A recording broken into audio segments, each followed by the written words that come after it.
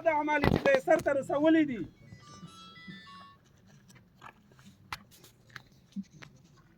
څلورم ګواه د انسان په هغې مټو باندې د انسان سره حفاظتي ملایکې ورسره دي. هغه کرام الکاتبین ملایکې د انسان اعمال لیکي، هر سهار بدلیږي، رجسټر یې اسمانونو ته ښیګوي او پورته کوي. دا به هم د قیامت په ورځ باندې د انسانانو په اعمالو باندې ګواهي ورکوي. دغه فلان ابن فلان دا عملونه سرته رسولي دي، مونږ د دې شاهدان یو. انسان خوله به بندوي، داسې کلک مهرونه به په دې باندې وهل سوي وي، هېڅ د هغې دروغو د هغې خلاصون گنجایش به نه وي. مختلف ګواهان یو طرف نه او بل طرف ته به داسې سپېڅلي ګواهان وي، هغه که نیک اعمالي که بد اعمالي، دغه ګواهان به شهادت کوي. څلورم ګواه د انسان په اعمالو باندې دا شپه ورځ د انسان په هغې عمر باندې روان دي، دا به هم ګواهي ورکوي.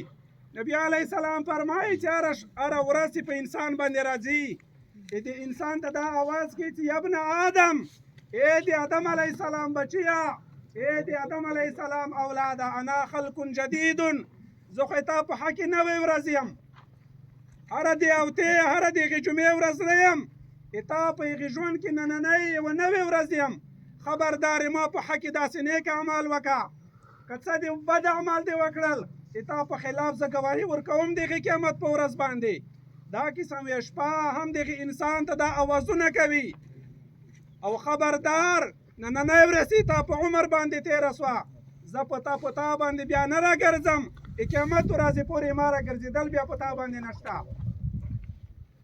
اووم ګواه د هغې انسان په اعمالو باندې دا د هغې جمعې مبارکه ورځ ده چې هره اومه ورځ په هغې مسلمانو باندې دا د هغې خوشحالۍ، دا د هغې زبردسته د هغې جمعې ورځ چې مسلمانان هغې لویو جوماتونو ته ټولېږي، خو د قیامت په ورځ په دغه د جمعې ورځ انسانانو په اعمالو باندې شهادت ورکوي.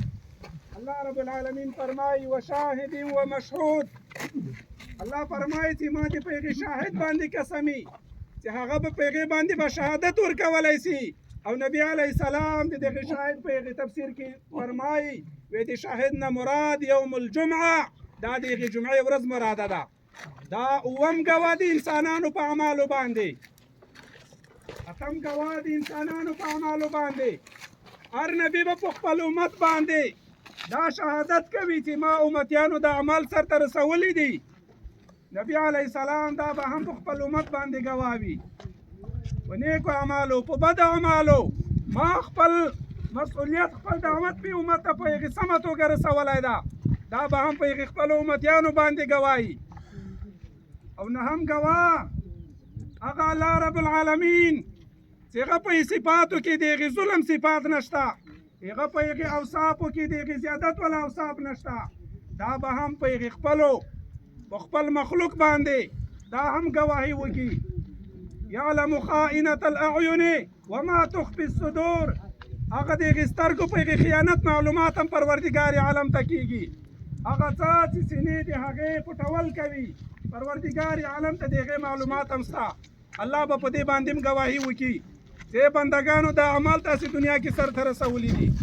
ورونه کله چې دنیا کې د انسان سره یو دوه شاهدان په یوه دعوه باندې موجود وي، دا انسان د هغې شریعت له نګاه نه دا پیاوړی وي، دا مضبوطي په مقابل طرف باندې، ولیکن د هغې قیامت په ورځ باندې الله رب العالمین د هغې خپل ذات نه سوا اته ګواهان د انسانانو په اعمالو باندې پیش کوي. د دې نه معلومیږي دا د انسانانو په حق کې، دا د هغې مسلمانو په حق کې دا د انصاف والا ورځ ده، دا د عدل والا ورځ ده. خو الله رب العالمین دغه ورځ د اعمالو د هغې بدلې دپاره، دا د هغې جزا ورکولو دپاره دا مقرره کړې ده.